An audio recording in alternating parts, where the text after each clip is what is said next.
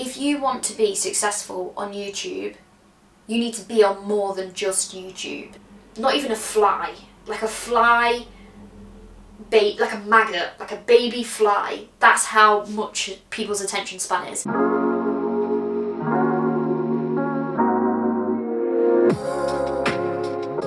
Hello my beautiful people and welcome back to the channel. Real chilled vibes? That's disgusting. The fact I just said that, a little bit of sick came out. But a real chilled video this week. I wanted to just come and say, it's my channel's birthday. It's a year today. Not today. I first uploaded on the 13th of February. I don't know what the date will be when I upload this, but my channel is coming up a year.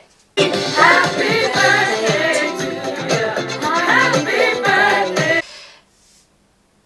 I just thought there's so many videos out there that are like, what I learned from a year on YouTube and 10 things to know before you start your YouTube channel. This isn't going to be really like that per se, so if that is what you want, this maybe isn't one for you.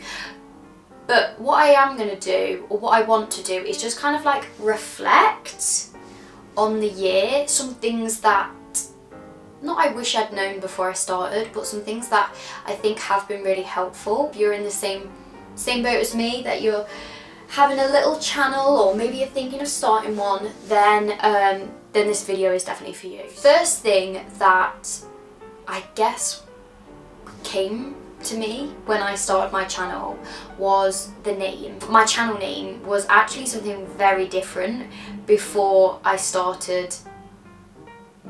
consistently uploaded. However, after I started uploading some videos, I then found out that the name I had chosen was actually like a motorcycle like a motorcycle magazine type thing. I was like, I don't want to compete with a motorcycle company, and instead just went for my name.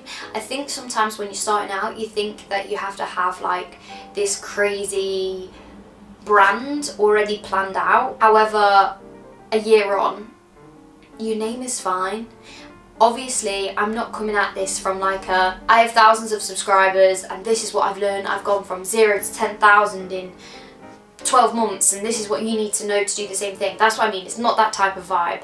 I am a very small channel, and to be honest, I quite like that. I feel like if I had like 11 million followers, subscribers, whatever, it's just, that would be intense. That would be intense. But one thing I think that I will say is the name doesn't have to be perfect. You just maybe have a little Google, a little search to what else is out there that could be linked or has the same name, because you don't want to come up with loads of motorcycles if you're doing like fashion videos. It's not the same vibe. I didn't start YouTube to have, like I said, a billion subscribers. I am doing it just purely because I enjoy it. I enjoy making videos, I enjoy editing videos, and that's one thing that I think is the key to all this. You can't do it because you want to be the next Emma Chamberlain or Jake Paul. You can't come at it from that angle, because if you do, unless you're like insanely driven, if you're coming at it from a place that you're doing it just purely to get views, you will get bored. Like, you will just not have that drive, because why do it if no one's watching? Like, that's the level that I'm at the minute. I'm doing it and like 20 people are seeing it, but I'm not bothered that 20 people are seeing it. I'm just doing it because I want to do it. And I think that's the key thing with starting a channel. If you're thinking, you're sitting there watching this going, do I start a channel? Do I not start a channel? The main crux of whether you do or whether you don't has to be, if no one was watching, would I still be uploading? If no one was watching, would I still be setting up a camera in my bedroom and talking to myself? If the answer is yes, go for it. Because you've got the passion, the drive, to keep consistent, because that's such an important thing. Consistency, it sounds really corny, is key. Consistency is key, because you want to be in the YouTube algorithm, and it's not just that, but also if you have got this small following of people that you've built, you don't want to then disappear off the face of the earth, because they will disappear off the face of the earth. If you disappear, they'll disappear. Thumbnails matter a little bit. You want them to be like high quality, but as long as there's some good images in there. I think it's really important that you make your title readable from a small point of view. So one thing, I always use Canva. If you do want me to go through how I create my thumbnails, then leave a comment down below, and that is something that I can do. But what I would say is, when you are creating them, shrink them all the way down and see if you can still read that title, because there's been so many videos that I've clicked on before and I'm like, I cannot read that title. I know you put your title underneath anyway, but from a thumbnail on a phone, you want to make it still as catchy as if you were watching it on a computer. I think the main thing to know is that you're not going to make a YouTube channel wake up one day with an overnight success. If you are, you've probably done either something completely controversial, or I have no idea. I don't know how you would do it. So what that does link me to is, there is one thing that I found doing YouTube that does have a better success rate, and that is the title. It is insane how you can film a video, you could film 2 videos exactly the same thumbnails, but title them something different, and you will get completely different results. If I did an ASOS haul and I titled it Colourful Clothing Haul, or if I titled it ASOS Clothing Haul, Autumn Winter Fashion Styling Tips, Tricks, Colourful, 2022, all of those individual things come up on YouTube as tags, and it's just, you've got to do a tiny bit of research every time you post a video. I kind of tested this year to see what would happen if I didn't tell anyone. I haven't told, maybe told not even 10 people that I have this channel. I could probably count on my hands how many people I have told. Obviously, I have 10 fingers and 2 thumbs. 8 fingers, 2 thumbs. Oh my god, not important. Anyway, what I'm getting at is, I haven't told the amount of subscribers I have that I have this channel. I've literally just tested algorithms, how these titles, thumbnails, everything that I've just spoke about. I tested that to see if that was enough to get to 1,000 subscribers. Obviously, it's not. If you want to be successful on YouTube, you need to be on more than just YouTube. You need to be on YouTube, Instagram, TikTok, Twitter, Facebook. I think I just said Instagram, but you understand where I'm coming from. You need to be on everything, consistent on everything, and go for it. I guess that's a kind of a random point, but I don't really know what I'm trying to say in regards to a point. I guess just, if you want to succeed, go for it all and be consistent on it. And if you can't be consistent on it, maybe try one, which is what I did. See if you can do it for a year, then introduce something else. It's not a race. You don't have to do everything all at once. Upload on YouTube once a week, upload on Instagram 3 times a week, upload on here, and burn out within 6 months because you couldn't maintain that. And then that kind of links to my next kind of point, which is, I think you have to upload more than once a week on YouTube for it to get more views. If you're wanting to get more views, I think you have to upload more than once a week, but it does come down to consistency, because uploading once every week is better than uploading twice a week, then nothing, then twice a week, then nothing, then 3 times a week. I do think having that consistent upload is better than hopping and changing. It's not what I've learned, but something that I want to mention is how it is so important to be relaxed behind the camera. I've watched some of my first video or first bunch of videos, and I'm like, oh, that's actually, are you not embarrassed? That's really embarrassing. Are you not embarrassed? This is really embarrassing. It's just so toe curling, and if I'm toe curling watching it, completely not on the fact that it's myself, just on how awkward I am. Think about what your audience is going to feel when they're watching it.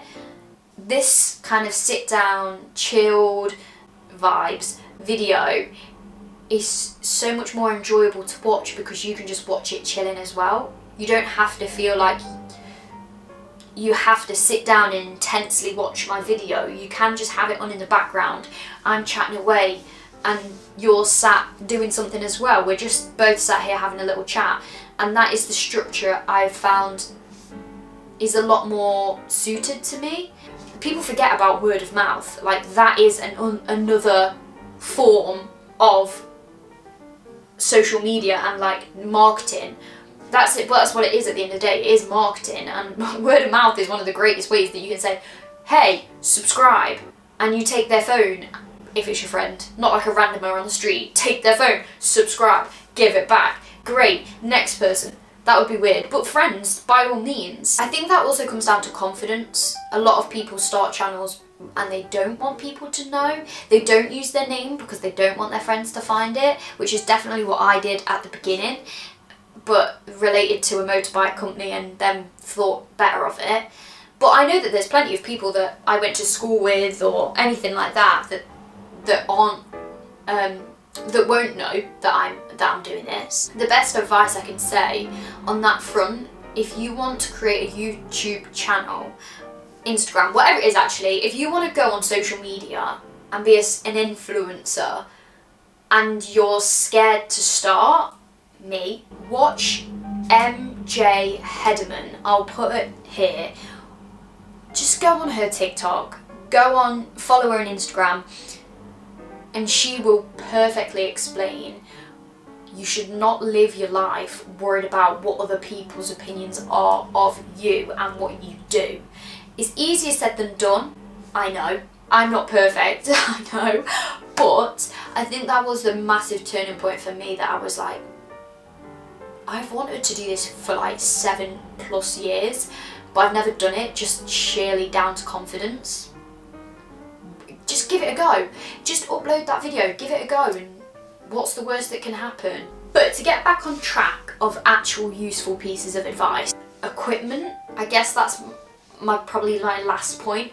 Equipment is not really important, but it does come down to it. I've seen quite a few videos that are like, you can start YouTube just from your phone, the phone cameras are this good these days, which is true, you know. I mean, I think this is the iPhone 11, and the cameras on them would be, you know, I've filmed videos on my phone before when my cameras maybe died, but they're not amazing. It is so competitive that if you are wanting to be the next big star, sound quality and camera quality does matter to some extent. Obviously they're bringing out new phones all the time with better cameras. Now it's like, what, the iPhone 13 Pro Max, which, you know, the camera quality on it is insane. What I'm saying is, you can film on your phone, but make sure the quality is still there. You know, lighting is so important. You don't want a grainy, poor quality sound video. No one is going to watch that, because would you watch it? Would you watch a 12-minute video of just with the like grain on it? Probably not. You probably wouldn't find enjoyment in that. And equally, I'm not saying, oh, go out and spend £1,000 on a camera either. There is like a middle ground here of just make sure your lighting is great. I mean, you can literally, this ring light is from B&M. It was maybe $4.99. I have 2 of them. This is perfect. You can get them on Amazon. You can get anything these days, and I would say you could get it for under £10 as well. The tripods are the same. You don't actually technically need a tripod for plenty of time I was literally just resting my camera on shelves and cupboards and boxes, which is how I broke my camera. Short-term loss, long-term gain in investing in a good tripod is probably the best idea, but it's not necessary. I would say if you were thinking what is the most important thing to spend the money on, 100% is always going to be the camera. I would say comfortably, again, benchmark. People say, oh, I don't have the money for it, but then will walk around with an iPhone. So I would say comfortably you would want to spend like £500 on a camera, which would get you like the G7X. It doesn't even have to be new either. There's so many secondhand camera shops. I've seen a G7X in a secondhand camera shop for 350 quid. Granted, first generation, granted, secondhand, but the quality of that is going to be better than iPhone, whatever it would be.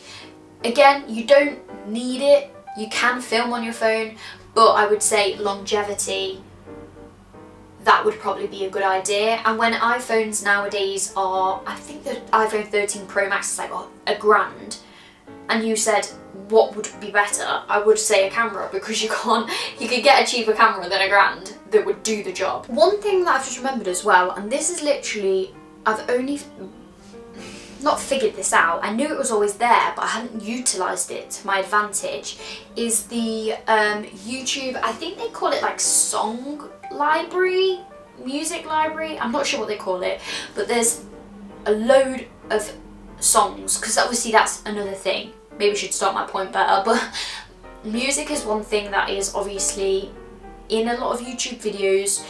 You have to try and find copyright free music.